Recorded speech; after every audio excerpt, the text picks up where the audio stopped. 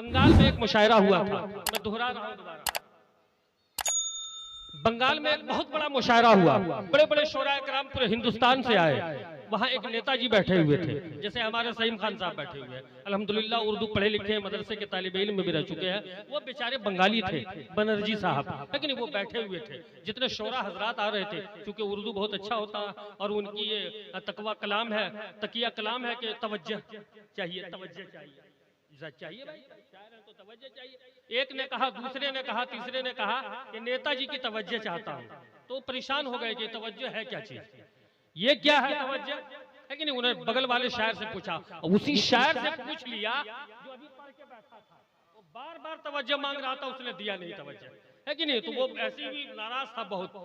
उन्होंने कहा कि भाई साहब हमको बताओ ये तवज्जो क्या चीज है, बेटा की होच्छे की तवज्जो। कहा तवज्जो नहीं मालूम आपको, कहा नहीं। कहा तवज्जो का मतलब 500 का नोट। अरे हमको मालूम नहीं, सब लोग मांग रहा, हम दे नहीं रहा है, अब देगा, है कि नहीं। अब जितने शोराए कराम आए, रात भर आते रहे, नेताजी की तवज्जो चाहता हूँ 500 का नोट। ऐसे भी पैसे की कोई कमी होती नहीं है नेताओं के पास, 500 नीचे कोई देते नहीं। नेताजी की तवज्जो चाहता हूँ 500 का नोट, फिर तवज्जो चाहता हूँ। ऐसे लोग आते गए, लेते गए, तवज्जो देते रहे, लेते रहे।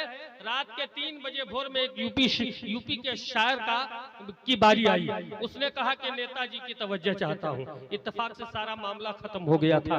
उसने कहा दादा अब क्या करेगा, सब तवज्जो खत्म हो गया। रात भर सब तवज्जो मांगता, कुछ और दूसरा मांगता नहीं है कि नहीं। तवज्जो मांगता, देते देते खत्म हो गया। अब फिर कभी होगा, फिर तवज्जो हम देगा, अभी तवज्जो नहीं है कि नहीं। यहाँ भी मालूम हो रहा है कि तवज्जो एकदम खत्म है कि नहीं। मुबारक हुसैन मुबारक आ रहे, तवज्जो जरूर दीजिएगा आप।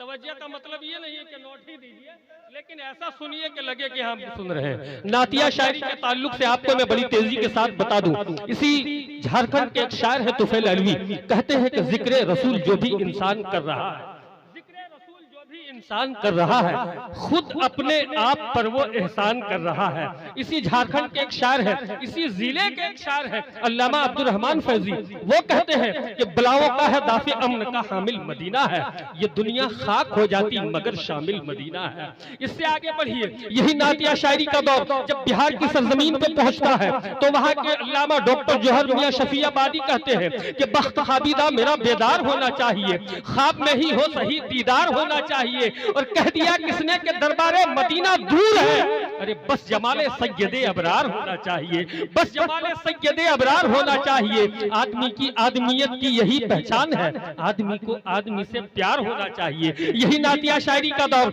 जब दिल्ली की सरजमीन पे पहुंचता है तो दिल्ली का एक शायर कहता है कि एक अजब कशमकश मेरे सीने में है, जिस्म दिल्ली में है दिल मदीने में है। यही नातिया शायरी का दौर जब अमरोहा की सरजमीन पे पहुंचता है तो जुबैर इब्ने सैफी कहते हैं कि इलाही मुझे तंदुरुस्ती अता कर, दियारे मोहम्मद में जाने से पहले वहां जाके बीमार हो जाऊं ऐसा कि उठना भी मुश्किल हो आने से पहले। यही नातिया शायरी का दौर जब बरेली की सरजमीन पे पहुंचता है तो वहां के नवाब अख्तर कहते हैं कि सूखे पेड़ों में कैसे समन आ गए, ऐसा लगता है खैरुल बशर आ गए। यही नातिया शायरी का दौर जब जबलपुर की सरजमीन पे पहुंचता है तो शबनम जबलपुरी कहते हैं कि इश्क में हासिल हुआ है मुझको फैजाने रसूल, अब मेरी नस्लें भी लगती है गुलामाने रसूल। मेरे घर पैदा हुआ बेटा बनी है मुट्ठियां, मेरे घर पैदा हुआ बेटा बनी है मुट्ठियां, थाम कर आया है शायद वो भी दामाने रसूल। यही नातिया शायरी का दौर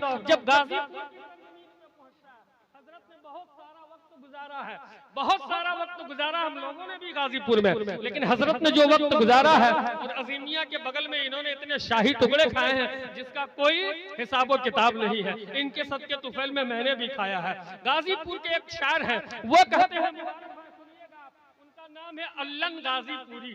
अल्लन गाजीपुरी अपनी जबान में कहते हैं कि हश्र माँ है खलबली, हश्र माँ है खलबली, काम महशर माँ कैसे चली, हश्र माँ है खलबली, काम महशर माँ कैसे चली, जब जहन्नम धका धक चली, काम महशर माँ कैसे चली।